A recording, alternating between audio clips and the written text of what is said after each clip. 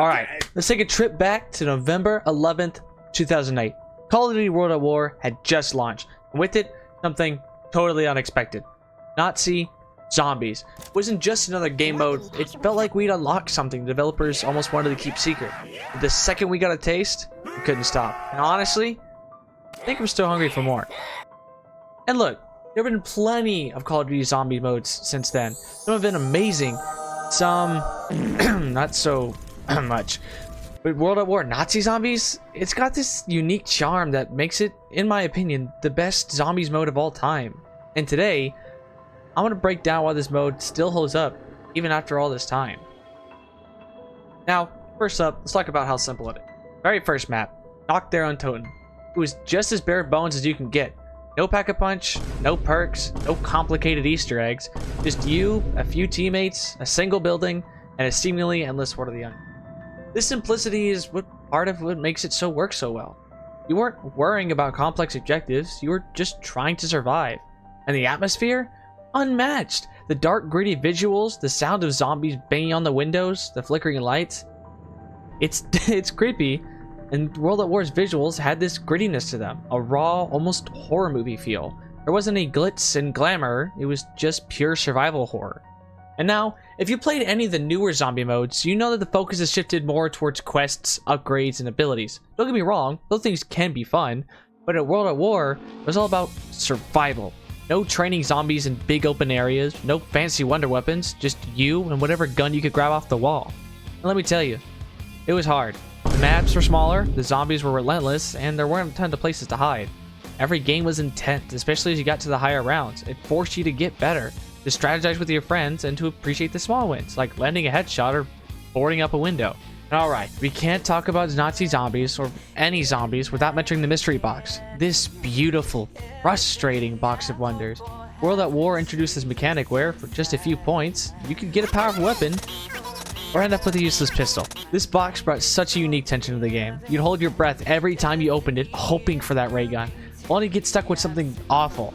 It was a total gamble, but that gamble is what part of made the game so addicting. Now let's talk legacy. World at War zombies invented this whole genre of survival waiting in Call of Duty. Every zombies experience we've had since then owes a massive debt to World at War. It laid the foundation, set the rules, and established the sense of mystery and danger that zombie fans still crave. And even today, with all the perks, custom loadouts, and giant maps, players still love the OG maps. The World at War maps, especially Nacht, are timeless. They're challenging, spooky, and remind us of where it all began. But yeah, Call of Duty has come a long way with zombies. World at War's Nazi zombies mode, it's more than nostalgia. It's simple, challenging, terrifying. It captures a sense of dread that makes every round feel like it could be your last. In a way, it's just like the perfect horror movie. Something you keep coming back to because it's that good. I haven't played it in a while. Maybe it's time to dust out that old copy of World at War on the PS3 or the Xbox 360. Is because sometimes the classics really are the best. And thanks for watching. Let me know what you guys think. Let me know if you guys agree or if you think there's another zombies mode that beats World at War. Catch y'all on the next one.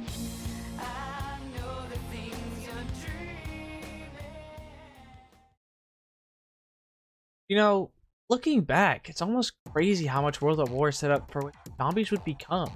It started as a simple standalone mode, one little bonus at the finish of the campaign, quickly turned into the foundation for one of the most complex of storylines in gaming history. But it all started here, in World at War. Think about it. Without World at War, we wouldn't have any of the timelines, the deep lore, or even the iconic character we know and love.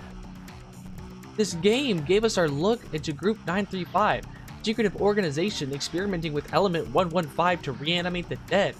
The introduction of this mysterious element wasn't just a plot point, it became the cornerstone of zombie lore, tying every map and storyline that followed. The Riese, the giant, wasn't just a map, it was a ground zero for everything. Teleporter, Wunderwaffe, the Pack-a-Punch machine, all of it tied into Group 935's experiments with time travel and interdimensional energy. This is where we first heard about Dr. Edward Richthofen's secret plans, the fracture of the original crew, and the introduction of alternate dimensions that would spiral into the multiverse chaos we see today. Let's not forget the other World at War maps. Each one planted seeds that would grow into something massive. Nacht, the original, gave us a taste of mystery and survival. Barak hinted at the psychological horrors of the undead experiments. Blood stained asylum and creepy whisper. Shinonuma? That's where we got our first real connection to Richtofen's grand plan, to reveal that this wasn't just happening in one place. It was global. World at War didn't just hand us the story in a silver platter, it made us work for it. Treyarch dropped these subtle clues, radio, chalkboards, hidden messages, and left us to piece it all together. Back then, there weren't guides or YouTube channels breaking everything down. It was just the community working together, sharing theories, and trying to make the sense of this cryptic interconnect. Without World at War, we wouldn't have the fractured timeline, the multiverse, or the Aether storyline that defined zombies for over a decade. It gave us the idea that every map was more than just a setting. It was a piece of a much larger puzzle. It's where we first learned to look for the deeper meaning behind the chaos. The beauty of World at War is that it didn't just introduce zombies, it built the foundation for everything we love about it. Stakes, mysteries, the secret, all started here. Even today, when you play the newest Zombies mode, you can feel its DNA in every map, every Easter egg, every storyline twist. How powerful the groundwork is. And I think that's why World at War is always going to be the best Call of Duty Zombies game. Sure, Black Ops 6 is fun with your friends, but you wouldn't have it with them. I guess, no, it's kind of self-explanatory. How World at War wouldn't have all the other games we have today, but Zombies was perfected. There's so many questions that didn't get answered until the next game. That added more questions, but they all come back to a very first game. So, what do you guys think? Do you guys think World at War is the best Zombies game? Or maybe even the best Call of Duty game? Maybe not, but let me know your thoughts down below, and share the community. What else do you think World at War did that the other games just can't replicate? And as always, guys, I'll see y'all in the next video. I know it's a late video, barely make it out at the 1st of November, but I got a big update coming soon. Alright.